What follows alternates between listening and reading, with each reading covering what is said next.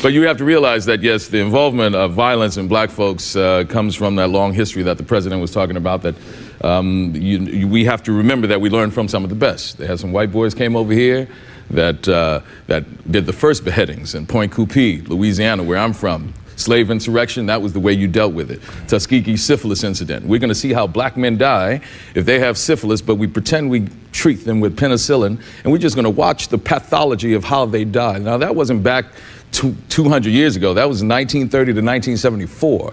We're talking about giving these wonderful blankets to Native Americans infected with smallpox as they walked on that trail of tears just to see how they die and to eliminate their population so we can take all of that land. So the violence that is in America has come from a very learned position that was brought here by some Caucasian folks. All right? So now, when it comes to the NFL, you have black men who are taking advantage of this opportunity to go there. So for every 1, 2, or 3 that may have been in the news because of violence, there are another 2,000 that deport themselves as gentlemen, as husbands, as fathers, and as great professionals. So we must remember them also. Okay. So, but you know, but yes, people are responding to that. They see that image of that black man. You know, one of the MacArthur Foundation fellows that just won is a psychologist, Jennifer Eberhardt from Stanford, who deals with racial messaging and inequalities that people is either learned or subconscious, that when you see me in a certain situation, you think violence. If they see you in a certain situation, people don't see violence. So the image of the black man being violent has been perpetuated for a long time. He hit them with so much truth. You could see the shock on their faces, like, you know, and these are some of the conversations I think people should start having, you know, because for the longest time, the Western media had always perpetuated that black people are some of the most violent people. Now, let's take a step back to when Africa, before the infiltration of the Caucasians and other people that came and bundled Africans out of Africa, right? Before then, Africans were living in communal, you know, situation. We know each other. It's more like an extended family, devoid of any sort of violence. People that inflated Africans or Africa are the ones that actually brought this violence to our people.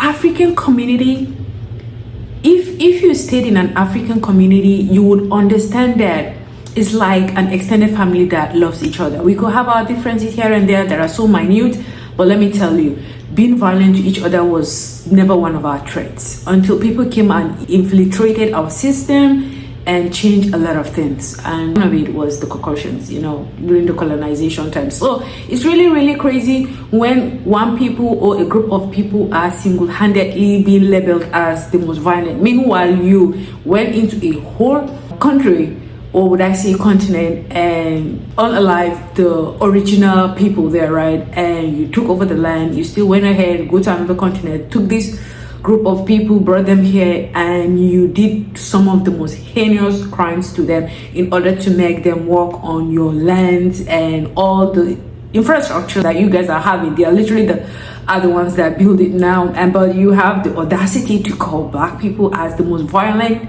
you know, and this is what the Western media is running off with, and a lot of people throughout the world have been leveling black people as the violent people. If you want to check out the most heinous crimes committed in the world, for example, the unaliving of 6 million Jews by the Germans, they are Caucasians, they are not black people. So stop with these lies, stop with this peddling that black people are the most violent. They are not. You taught them how to do it. I'm sorry. What do you guys think? Please drop your thoughts in the comments. Been, quote, Bedford-Stuyvesant in my time. But I would like to say what scares us is I think we hear violence. The young lady said she's afraid of violence. And isn't it sad that we who have been the victims of so much violence, now whites fear violence from us? We do not have a history of killing white people. White people have a history of killing us. See? And what you fear, may I say this, sir? What you fear And it's a deep guilt thing that white folks suffer. You are afraid that if we ever come to power, we will do to you and your fathers what you and your people have done to us. And I think you are judging us by the state of your own mind, and that is not necessarily the mind of black people.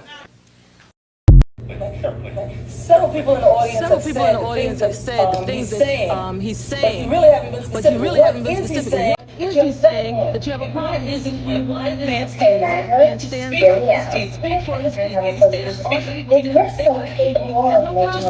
But you're saying he said black, he said Jew. When people talk, they talk like that. But why is it when a black man stands up to speak for his people, you feel so threatened? Everybody's paranoid. And you talk about it's not segregation. We live in Harlem, we live in Whyte, we live in Bedford-Stuyvesant. That's a form of segregation. We walk through Bensonhurst, we get killed. So what are you talking about? When I tell you that Black Americans have come a long way, you may not really understand it. Like, you need to like study history. You need to like open your eyes to the realities of what these people had gone through and are still going through, right? The fact that people come out on these internet streets, and although these videos are old videos, but they are very much valuable in this time and age, you know. So the fact that people come on these internet streets and be saying that violence is being perpetrated by black people, yeah, we have a little problem in the black community. Black on black crimes, just like any other race. You, of course, the nearest person you're gonna honor alive is your race, right?